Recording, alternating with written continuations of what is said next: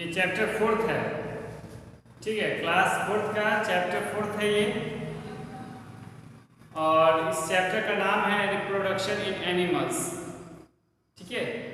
इस चैप्टर का नाम ही है रिप्रोडक्शन इन एनिमल्स। तो अपनी बातों को आगे ले जाते हुए जो चैप्टर के जो टाइटल होते हैं, जो चैप्टर के नेम होते हैं, वो पूरी तरह से बता देते हैं कि अंदर में जो आने वाला मटेरियल है वो क्या होने वाला है। अब जैसे यहाँ पर रिप्रोडक्शन इन एनिमल्स है, तो यहाँ पर हम एनिमल्स से रिलेटेड ही पढ़ेंगे रिप्रोडक्शन, ठीक है। जो रिप्रोडक्शन इन प्लांट्स में होता है, ठीक है, आपको जो जर्मिनेशन वगैरह होता है उन सब के बारे में प्लांट्स में पढ़ेंगे। लेकिन यहाँ पे कह रहा है रिप्रोडक्शन इन एनिमल्स, एनिमल्स में कैसे रिप्रोडक्शन होता है उसके बारे में हम लोग जानेंगे।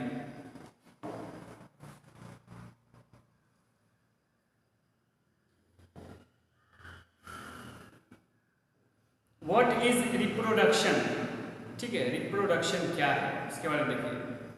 Reproduction is the ability of living organism to produce new creatures similar to them. Reproduction जो है वो आपको एक न्यू, मतलब आपके थ्रू एक न्यू क्रिएचर, एक नई जिंदगी की शुरुआत होती है, एक नई जिंदगी इस धरती पे आती है, ठीक है। That's called reproduction. उससे बिल्कुल अपने सिमिलर एक हम लोग एक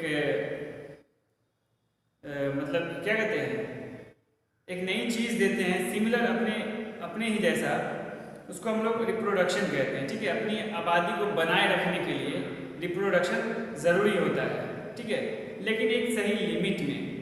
इसकी संख्या बहुत ज़्यादा नहीं होनी चाहिए।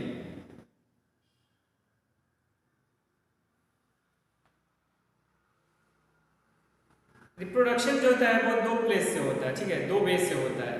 एक होता है कि जो डायरेक्ट बर्थ दिया जाता है, ठीक है, उसमें डायरेक्ट एक में तो डायरेक्ट बर्थ दिया जाता है और दूसरे में एग्स के थ्रू रिप्रोडक्शन होता है।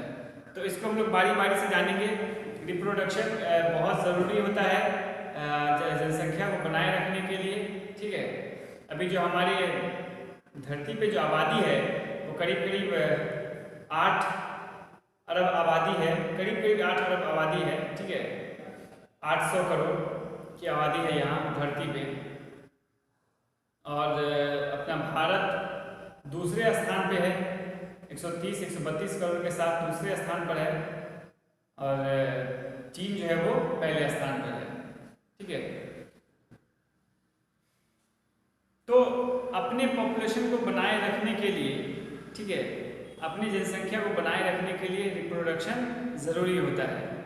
कभी क्या होता है कि रिप्रोडक्शन नहीं होने के कारण वो प्रजाति जो है वो एक्सटिंक्ट हो जाती है, यानी कि वो विलुप्त हो जाती है, ठीक है, वो लिप्त हो जाती है, गायब हो जाती है, ख़त्म हो जाती है। जैसे कि डायनासोर वगैरह, उस टाइम में सही से ध्यान हुआ नहीं, बहुत साल पहले की भी बात है, ठीक है, बहुत आप अंदाज़ा भी नहीं लगा सकते हैं। तो उस टाइम में कुछ ऐसा सिस्टम था नहीं, कुछ केयरिंग थे नहीं, इसलिए रिप्रोडक्शन जो है नहीं हो पाया। जैसे कि मैं आपको बताऊं कि टाइगर जो है, टाइगर, इसके बचाव में पूरा भारत लगा हुआ है ना। इसके बचाव में पूरा भारत लगा हुआ है, इसके देख रेख में, ताकि इसकी जनसंख्या गिरे नहीं।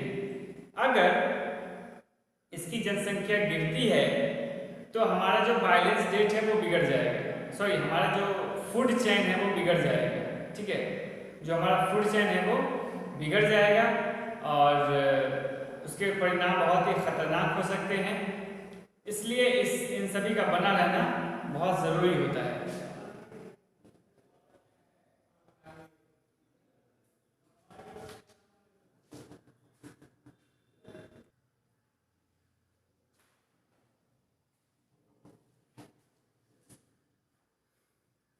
Animals that give birth to babies, उस एनिमल्स के बारे में बात करेंगे जो बेबीज को बर्थ देते हैं, ठीक है, बेबी का जन्म देते हैं।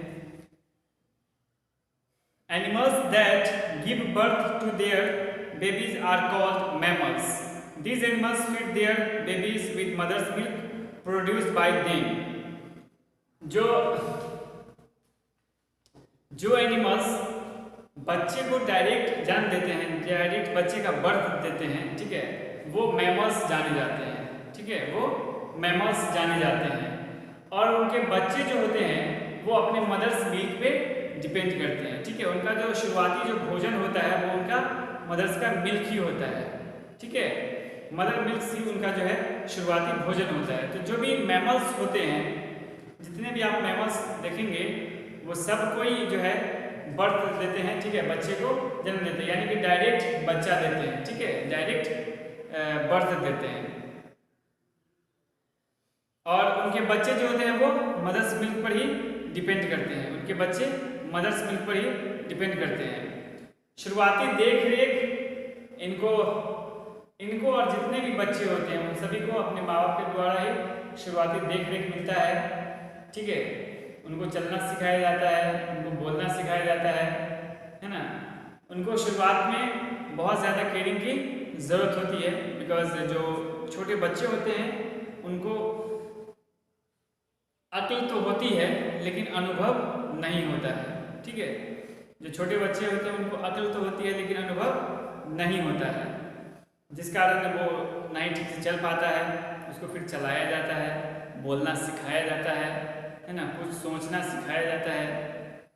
और जैसे कि आप जो बूढ़े होते हैं, बूढ़े लोग को देखेंगे आप कि उनको कहा जाता है कि उनको अनुभव बहुत अच्छा होता है समाज का, कल्चर का, ठीक है, इस सोसाइटी का, इस दुनिया का जो है उनके अंदर जो एक्सपीरियंस जो उनका होता है बहुत ही अच्छा होता है, बिकॉज वो सब कुछ देख चुके होते हैं और उनके साथ कैसे उनके साथ ज़िंदगी गुजारना है ये भी उनको अच्छे से पता रहता है, तो उनका एक्सपीरियंस अच्छा माना जाता है। केयरिंग की ज़रूरत एक ह्यूमन बीइंग को बचपन में और आखिरी समय में ज़्यादा होती है। आखिरी समय में और बचपन में ह्यूमन बीइंग को केयरिंग की ज़रूरत सबसे ज़्यादा होती है ना।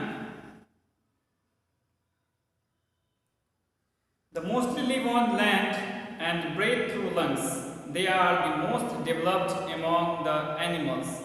इसके एग्जाम्पल्स है elephants, tigers, monkeys, cats, dogs, rabbits, deer. Some of examples of mammals. Human beings are also mammals. इसके ढेर सारे एग्जाम्पल्स हैं मैमल्स के। आप टाइगर्स ले लें, है ना, आप लायंस ले लें, ये सब जो है ये सब इनके एग्जाम्पल्स हैं, है ना, ये सब इनके एग्जाम्पल्स हैं। तो ये डायरेक्ट वे में बच्चे को जन्म देते हैं और इनके बच्चे जो होते हैं वो मदर मिल्क पर ही डिपेंड करते हैं, ठीक है। इनके बच्चे जो होते हैं वो मदर मिल्क पर ही डिपेंड करते हैं। जैसे कि आपको एलिफेंट्स हो गया, टाइगर्स हो गया, मंकीज हो गया, कैट्स हो गया, डॉग्स हो गया, रैबिट्स, ये सब इसके एग्जाम्पल्स हैं। ये सब डायरेक्ट बर्थ देते हैं।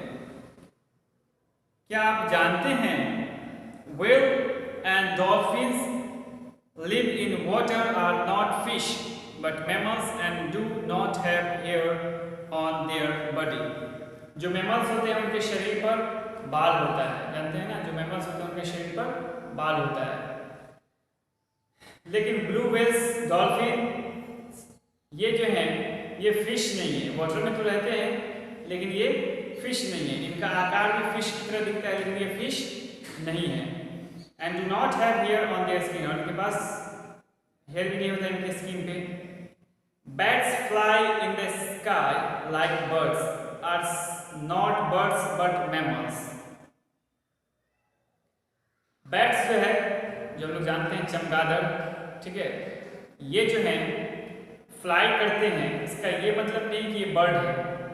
ये फ्लाई करते हैं इसका ये मतलब नहीं कि ये बर्ड है। ये एक मैमल है, बिकॉज ये बच्चे को जन्म भी देते हैं और इनके बच्चे जो होते हैं वो इनके मिल्क पे डिपेंड भी रहते हैं, ठीक है। इनके बच्चे जो है इनके मिल्क पे डिपेंड भी रहते हैं। तो ये मैमल्स हैं। जो डॉल्फिन है, जो ब्लू व्हेल है और जो आपको बैट्स है, ये सब जो है मैमल्स हैं, ठीक है। ये सब बच्चे को जन्म देते हैं। इनके पास जो होता है ब्रीदिंग के लिए लंग्स होता है, ठीक है। एक वेल डेवलप्ड लंग्स होता है इनके पास ब्रीदिंग के लिए। ये इस लंग से ब्रीथ करते हैं, ठीक है।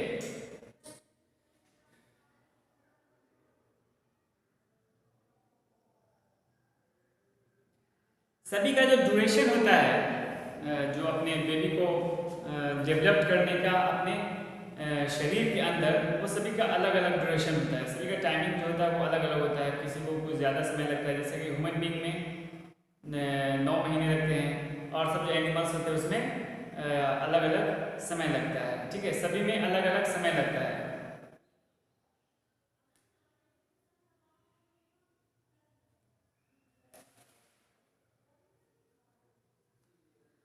तो कहने वाली बात ये थी कि जो मैमल्स हैं, डॉल्फिन और ब्लू व्हेल, तो ये हुए मैमल्स, और इनका वेल डेवलप्ड इनका जो होता है लंग्स होता है। ठीक है, वेल डेवलप्ड इनका लंग्स होता है, और ये लंग्स के थ्रू ही सांस लेते हैं। लेकिन जो लंग्स के थ्रू सांस लेते हैं उसमें एक खासियत ये होती है कि ये एयर में से ऑक्सीजन लेते हैं। ठीक है, जो लंग्स के थ्रू लेते हैं, सांस ब्रीदिंग करते हैं, ये एयर में से ऑक्सीजन लेते हैं। तब डॉल्फिन और ब्लू व्हेल ये तो रहते हैं वाटर में, तो ये फिर कैसे लेते होंगे, है ना। ये क्वेश्चन बनता है कि ये ब्लू व्हेल और डॉल्फिन कैसे लेते हैं सांस, वाटर में से फिर सांस कैसे लिया जा सकता है ना। तो इसके लिए बताया गया है कि आप देखे होंगे अमूमन डॉल्फिन और जो ब्लू व्हेल होते हैं वो इस तरह से जंप लेते हैं। ठीक है, जंप लेने के क्रम में जैसे ही वो पानी से बाहर आते हैं और उस एयर में प्रेजेंट ऑक्सीजन को एब्जॉर्ब करते हैं, जो भी उनका जंप का पीरियड होता है, जंप का पीरियड उनका जो भी 2 सेकंड का हो, 3 सेकंड का हो, जो भी हो, उसी उतना ही देर में वो उतना ऑक्सीजन एब्जॉर्ब कर लेते हैं जो उनको कुछ समय तक के लिए उसमें वाटर में सरवाइव किया जा सकता है। उसके द्वारा उसमें कुछ समय तक के लिए उसमें सरवाइव किया जा सकता है। ठीक है, तो डॉल्फिन में ठीक वैसे ही करते हैं। डॉल्फिन का तो आप लोग देखते होंगे, डॉल्फिन को काफ़ी फ्रेंडली भी माना जाता है ना। तो ये सब इनके एग्जाम्पल्स थे। तो रिप्रोडक्शन क्या है ये हमने बता दिया। Reproduction is the ability of living organism to produce new creatures similar to them, जो अपने ही मतलब जो बर्थ दिया, रिप्रोडक्शन जो सिमिलर टू देम, अपने ही जैसा एक नया बर्थ देना। इसके 2 वे होते हैं हमने बताया, एक तो एग्स देकर और दूसरा डायरेक्ट बर्थ देकर। ठीक है, दूसरा डायरेक्ट बर्थ देकर और पहला एग्स देकर।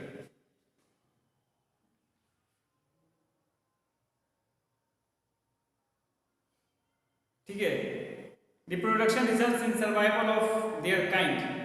इन animals reproduction takes place 2 ways. हमने बताया ना कि रिप्रोडक्शन जो है 2 वेज लेते हैं, एक आपको डायरेक्ट बर्थ देकर और दूसरा एक्स देकर। तो बर्थ जो देते हैं तो उसको जो डायरेक्ट बर्थ दिया जाता है तो वो बेबी उसी दिन से मदर मिल्क पर डिपेंड हो जाता है पूरी तरीके से। ठीक है, जो बेबी है वो, जो बर्थ दिया गया बेबी है वो पूरी तरह से उसी दिन से उस बच्चे पर, अपनी माँ पर पूरी तरीके से डिपेंड हो जाता है। ठीक है, और जो एनिमल्स होते हैं और जो एग्स देते हैं तो पहले तो वो अंडे देते हैं। ठीक है, फिर उसको वार्म करने के लिए, उसको गर्म करने के लिए, उसको सेकने के लिए वो उस पर कुछ समय तक बिताते हैं। जैसे कि जो आप हेन्स हो गए, ठीक है, डक्स हो गए, इनका जो पीरियड होता है वो करीब करीब 25 दिन का होता है। 25 दिन, महीना भर का इनका पीरियड होता है। ठीक है, जो ड्यूरेशन होता है, तो ये लगातार उस अंडे पर बैठकर उसको सेकते रहते हैं। ठीक है, उसको गर्म करते रहते हैं। गर्म करने के बाद फिर उसमें जब समय उसका पूरा होता है तो फिर उसमें से चूजे निकल के बाहर आते हैं, है ना। फिर उसमें से चूजे निकल के बाहर आते हैं। तो ये इनके कुछ एग्जाम्पल्स थे। ठीक है, ये इनके बारे में कुछ जानकारियाँ थी।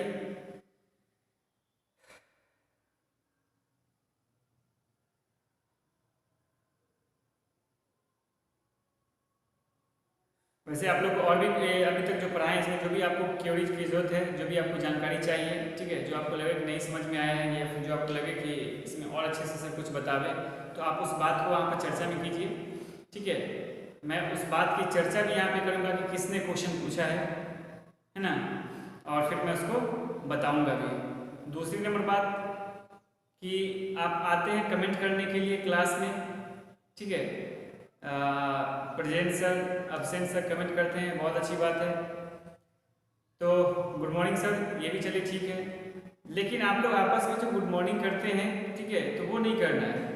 आप केवल और केवल ध्यान दीजिए कि सर क्या पढ़ा रहे हैं और कमेंट में क्या करना है, ठीक है। तो जो क्वेश्चन से रिलेटेड है केवल उसी बातों का कमेंट कीजिए, और उससे इधर उधर की बातें कुछ भी कमेंट करने की जरूरत नहीं है, ठीक है। नहीं तो फिर मैं घर पे आके पिटाई भी करने वाला हूँ। ये मत समझना कि सर ऑनलाइन पढ़ा रहे हैं तो ऑनलाइन कैसे पिटाई करेंगे, घर पर आके बेटा ऑफलाइन पिटाई हो सकती है। तो आप आपस में आप लोग बात ना करें, आप सिर्फ और सिर्फ क्लास पर ध्यान दें, जो क्लास है उसको क्लास लेकर, ठीक है, और ऑनलाइन ही क्लास देखिए, इसको डाउनलोड करके मत देखिए। आप लोग बार बार बोलते हैं कि सर प्रॉब्लम होता है, पिक्चर क्लियर नहीं है, तो आप लोग 360 पे देखिए, ठीक है, 360 पे देखिएगा तो प्रॉब्लम नहीं होगा। जो उसकी क्वालिटी होती है उसको आप लोग 360 पे देखिए, कभी भी दिक्कत नहीं होने वाला है, ठीक है। जो क्वालिटी होती है उसको आप लोग 360 पे देखिए, कभी भी कुछ भी दिक्कत नहीं होगा, है ना। तो आज के लिए हम इतना ही रखते हैं, ठीक है, और फिर हम लोग कल क्लास लेते हैं। और कल आप लोग को जो जानकारियाँ चाहिए वो आप लेकर आइएगा या फिर कमेंट में बताइएगा, और मैं उसको फिर पूछूंगा।